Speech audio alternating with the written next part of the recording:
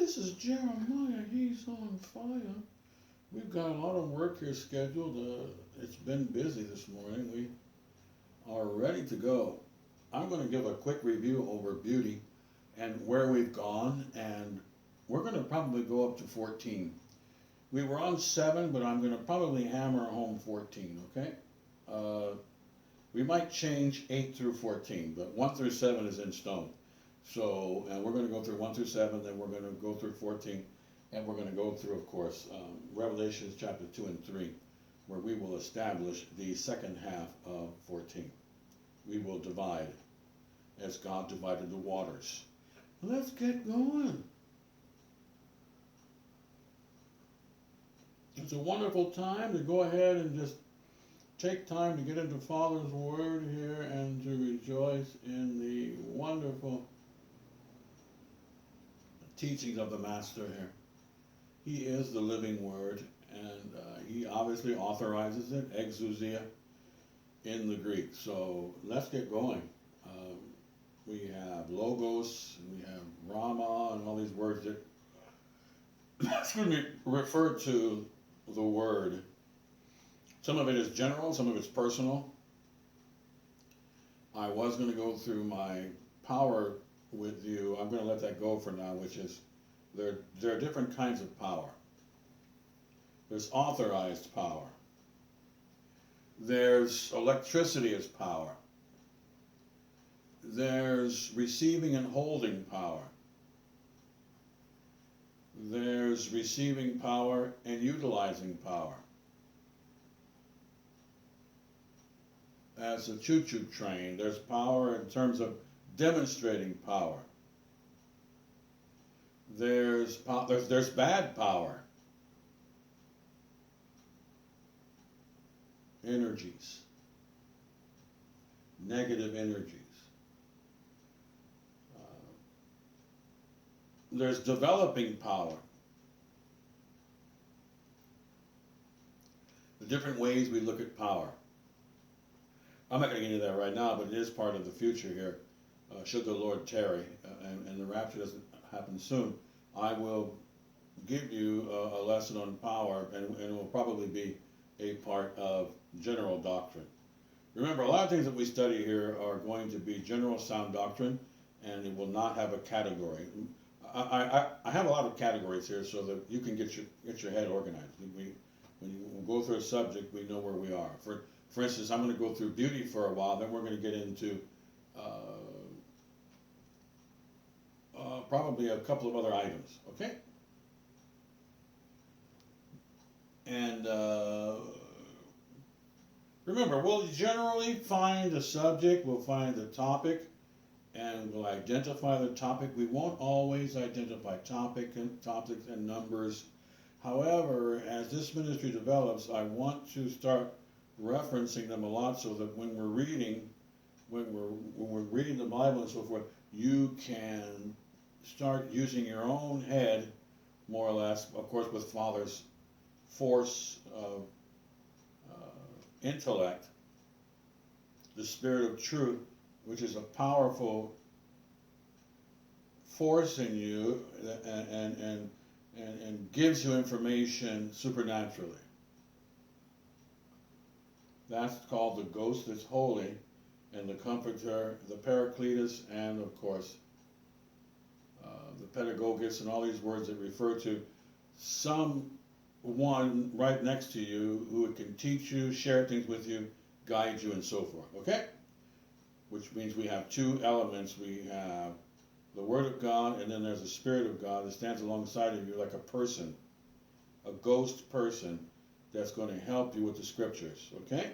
2. Now, and we love the ghost of Father that sits alongside of us and comforts us and teaches us all the truth and helps us with the truth. Okay? This is Jeremiah. He's on fire. And we have the 7 that we have with an introduction. We're going to get into that momentarily. And if you want to, you can read chapters 2 and 3. I was going to read chapters 2 and 3, but I'm going to let that go. Okay? We're going to save time. I want you to read chapters 2 and 3. And you can read chapter 1 too, because they're all tied in together. Chapter 1, 2, and 3, they're tied in together basically. And um, and let's talk about a little bit of what we might call negativity here. Uh, a police officer is called a peace officer because when they get rid of the bad guy, that's when you have peace. If they didn't lock up all these drug cartel people, which is what a lot of the Republicans are pushing here recently, which of course is common sense. We don't want people wandering around who are criminals. Point is that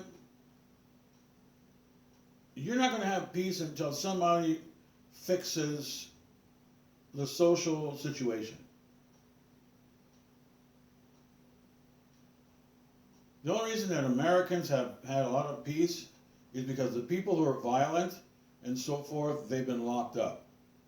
Because they would continue to be violent. Because that's what they do. So the thing is that the same thing goes for salvation, going to heaven, and so forth, is that heaven will never have anyone violent in the circles. There'll never be anyone who's violent. You can never do anything to harm anyone in heaven. It just, God will never let it happen. And so this is why it's called paradise. It's called paradise for a couple of reasons. And that's why we're focusing on beauty a lot this year, so that a lot of you out there can really hammer home the idea of one of the reasons why you want to promote in your life a logical situation, so that you can reduce the possibility of you being harmed needlessly. That's the point. You didn't have to enter into harm. You could have been wise and escaped difficult, violent circumstances. We call that wisdom on the earth. And when you're born again, you're headed to a place where there is no violence. This is another important part of beauty, and I wanted to share that with you right now. Because here's what the Master's doing.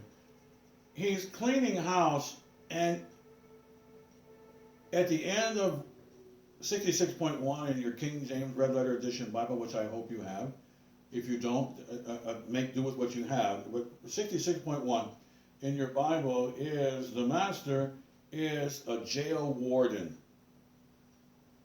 And it's beautiful in heaven because God has delivered you. And we're going to talk about the word deliverance for a moment. Deliverance means that you've been removed and sanctified. It means that you can now have peace because the people or the entities that don't like peace, that are going to bother you, attack you, they're gone, and that's good. One of the reasons why we rejoice in the Lord is because your great-grandparents made friends with gangsters who are very violent. And so God told Adam and Eve, okay, let's see how that works out for you since you want to hang around gangsters. I told you to leave the tree alone. The tree is a way of fellowshipping and hanging around bad people.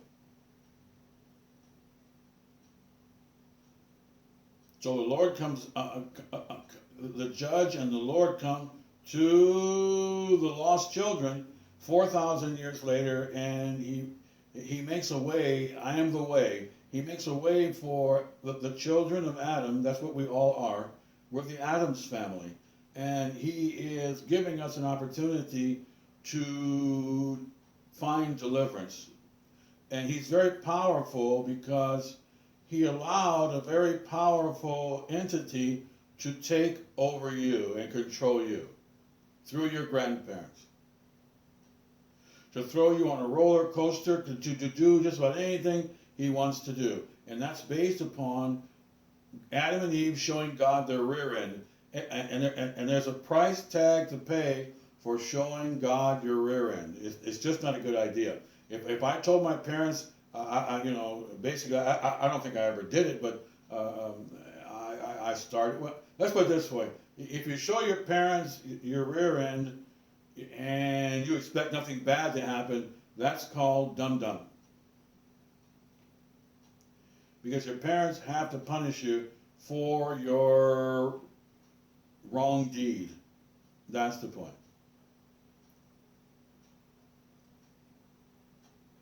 So the Lord is a deliverer. He is able to deliver evermore. And that's to take you from a situation where you are vulnerable to the dark side and what they want to do with you. That's the point. And now you're being translated into the kingdom of love and peace, and the Lord's mighty hand has done this. Because the Lord is much more powerful than the devil. However, the power of the dark side, so to speak, is powerful, especially when compared to your power and my power. I'm talking about a natural man's power. Just the only, America makes a lot of movies where humans actually fight devils, which is an absolute joke. I've seen some of these movies when I was younger on television, on cable, and so forth, whereby the human is fighting some sort of devil, and they're getting power over the devil, or some sort of very, powerful entity, and they have power over, the dark, creature. And that's nonsense, because the dark creatures have a lot more power than the humans do. And without God's hand over you, essentially you're toast. And they can play with you and manipulate all they want. And by the way, they can do it legally because of your grandparents. And of course, since humans sin, it's just all bad. Because your grandparents threw you into the arena with these people, and there you are, and it's very ugly. And now you make mistakes as an adult, not you teenager or younger Americans or younger people, but the adults make mistakes because people make mistakes. So there you are with your mistakes, and your grandparents showed God their tail feathers, and that's why you're in the hole you're in. And then deliverance is when the Lord comes, and that's why we have that song. I'll probably add that song to my song list here. I'm so glad that Jesus lifted me, because that's what he did. He took you out of the pit of being surrounded in a hellhole, and he took you out and took you to a place that's higher than you were, and that's all good. That's the point. The mighty hand of God delivered you from that circumstance or that vulnerability and that circus and that in and out of pain and sorrow and so forth. We call that deliverance, and we call that sanctification, and we call that salvation, we call that preservation. That's all the same thing. And that is all done by category number 4, grace, mercy, peace, and rest. God is giving you what you don't deserve, and he's shining on what you've done. Shine it on, bro. Let's forget about it. I'm going to forget about it. Okay? And that's grace and mercy. And that's how you get peace and rest. Okay?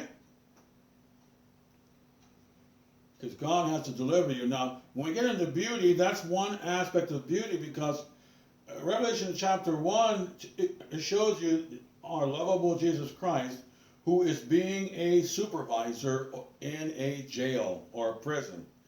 And he is in charge of who gets locked up, when and where. He's even in charge of your death.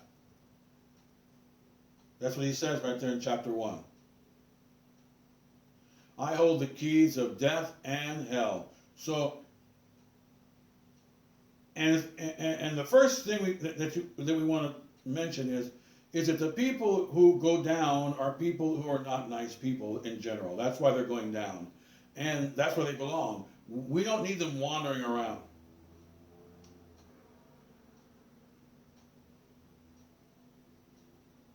You know, there's a big thing in the United States right now in 2022 whereby a lot of Democrats say that they should let people out who are repeated and they're very violent people. There was a famous man, there were two famous criminals in California. I lived in California.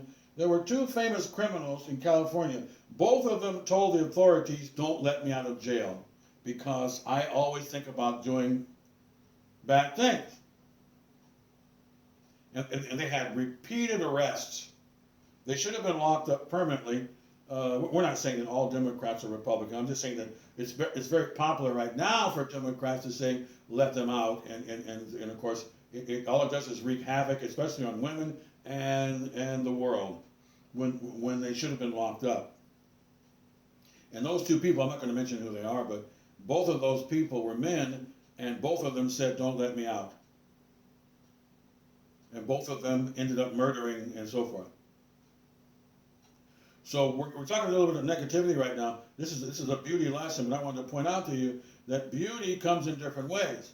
It's very beautiful for someone to save you. It's a beautiful thing. What the Master's doing in chapter 1, 66.1, what he's doing is he is getting the people who are in the way out of the way.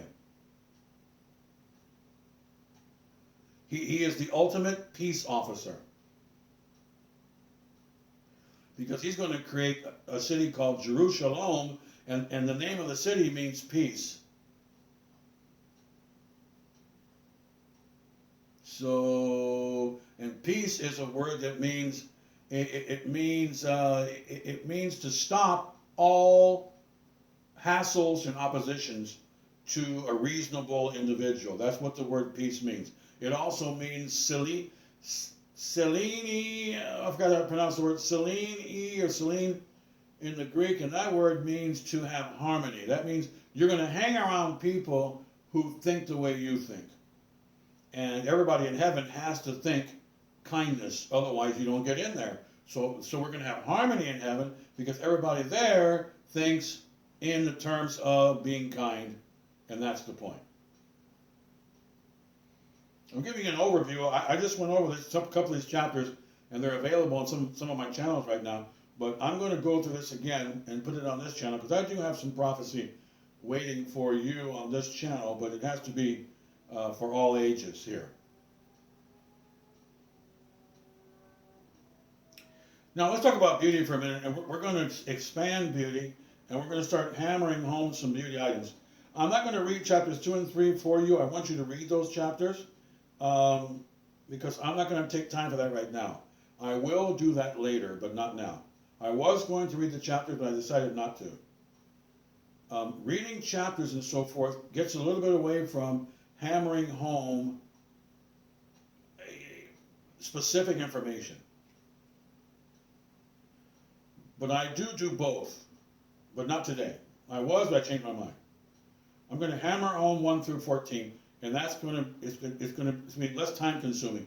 So let's go. Now, let's go through our first 7 principles of beauty, okay?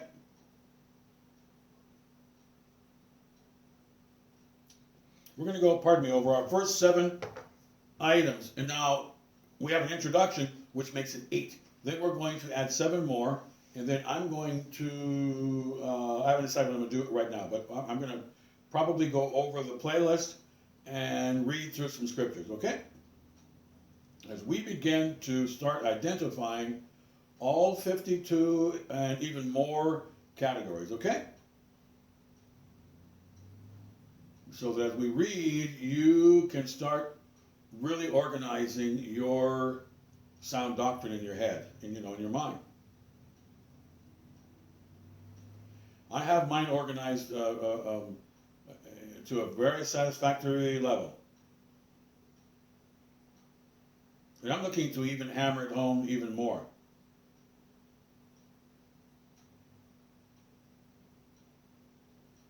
You can call it a matrix, whatever you want to call it, doesn't matter. It's just organization and quick identification, and you can call it intellect, it doesn't matter. It's your thinking is clear and precise, and that's the bottom line. And you can't beat clear and precise thinking. I don't know how you can beat it. How can you beat that? You can't. Especially when it comes to the word of Daddy here.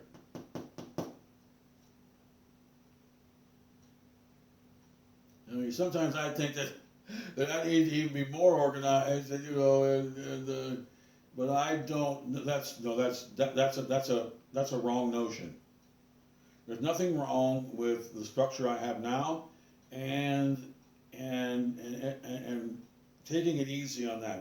Where we don't have a lot of Greek, we don't have a lot of Hebrew, we don't have a lot of Old Testament stories that we're memorizing as far as Gideon being brave and all of this and all of these other subtexts, because what they are is they're wonderful paratext and subtext.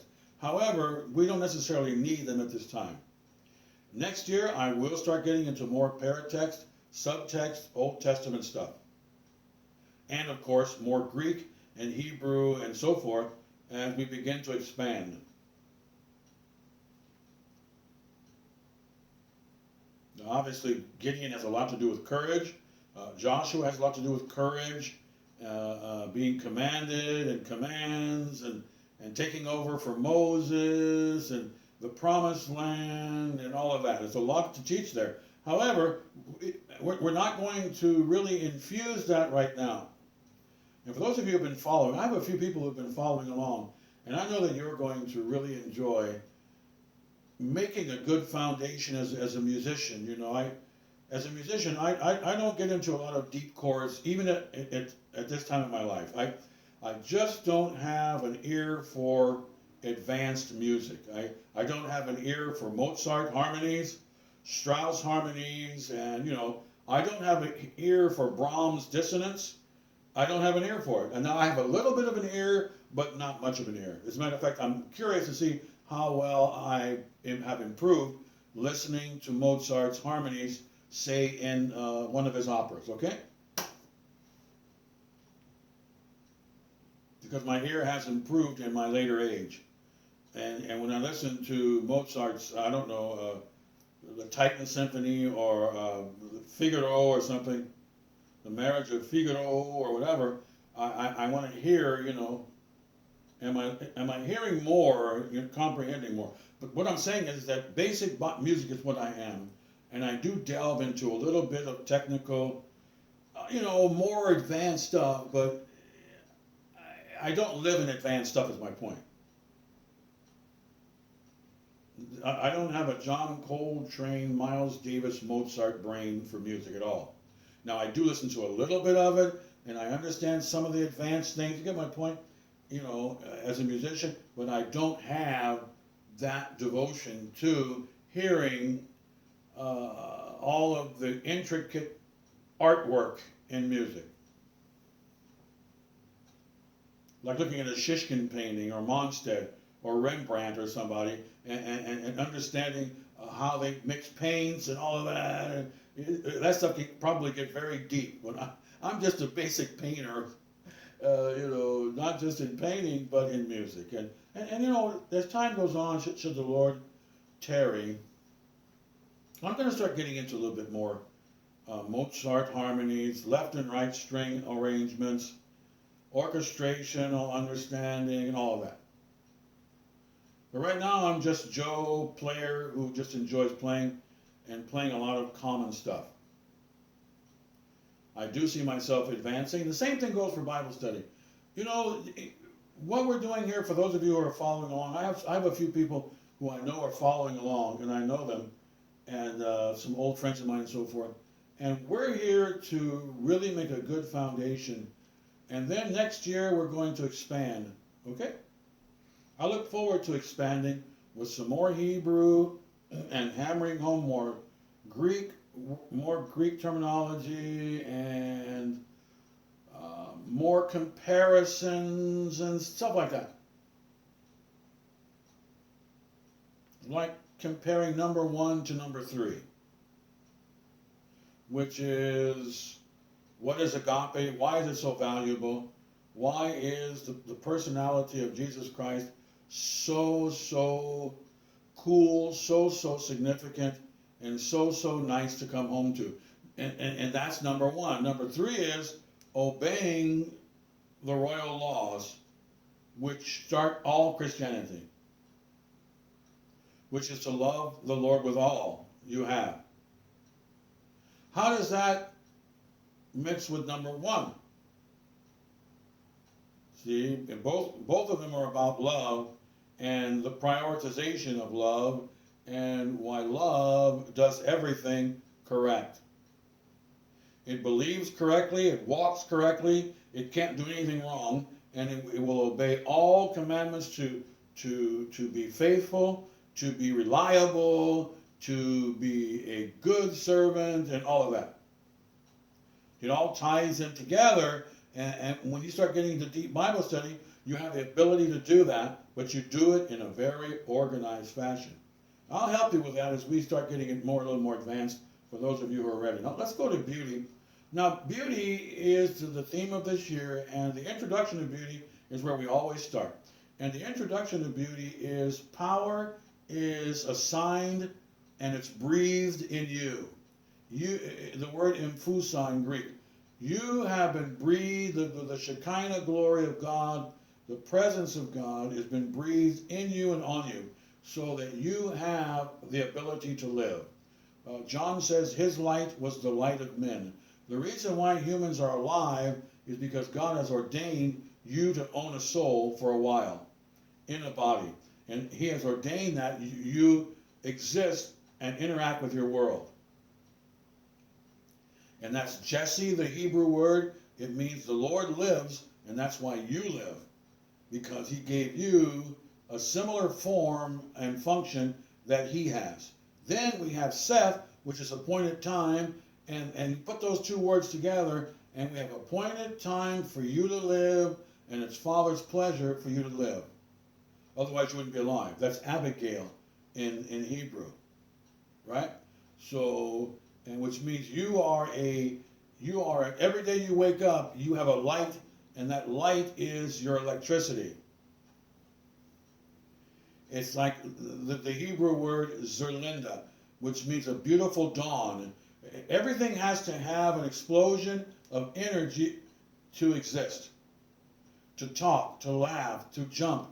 You need energy, and you need to have the ability to engage that energy. You have to have the ability to concentrate while you are exploding with life, with laughter, with weeping, with jumping. You need to have some sense of brain acknowledgement so that you can experience what's going on with your eyes, your ears, and that's what life is.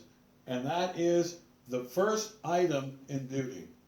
That's the capacity that has been appointed to you for a duration with senses from the authorized exousia power of God. He's authorized it. And that's assigned to you. The Bible says in Psalms to teach us to number our days. This becomes the introduction to everything. And I'm repeating this over and over again because this is huge. And one reason why it's huge is because America has gotten away from it for a couple of reasons. We're not going to go into the reasons right now, where I live. They've gotten away from what I just told you. And they've even introduced things that are contrary. And Satan, Satan means oppose. To oppose that you were created and that you've been assigned and so on. It's very powerful in this country. This country has really gone down south with all of these books that they charge Americans $100 a whack, $100 a pop in these universities. And they give them 2 or 3 of them, and the book tells them that there is no God, there is no authorization, and you didn't get beauty because there's a beautiful person who gave you beauty. And so this becomes a big issue. And let's move on. And the first thing that we have is that you have senses and cognition, and that is for you to enjoy and engage. That's the first principle. You get general beauty experiences on this earth with the breath of life in you, and you have sound, sight, smell, light, color, everything with your senses and your cognition, and God gave you that so you could enjoy it. For whatever duration, we can get that later, we mentioned earlier, just a second ago I mentioned it, but number one is senses, cognition, enjoyment, satisfaction, and all of this. Number two is an intellectual response. You should have, as Paul said, an intellectual response. And we can go there. Let's go to Romans chapter 1 and 2 here, where Paul talks about that. Where you are without excuse. And the reason you are without excuse is because you see everything in front of you.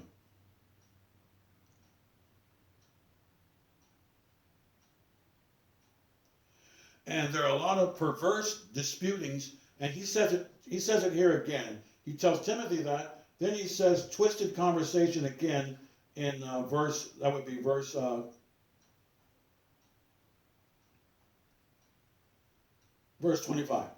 But let's let that go for a moment.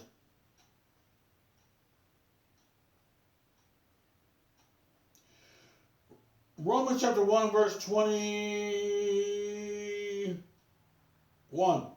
Because that when they knew God, they glorified him not. See, you know God when you look at everything around you.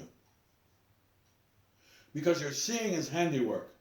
You're getting a good insight into Father right on top of your head.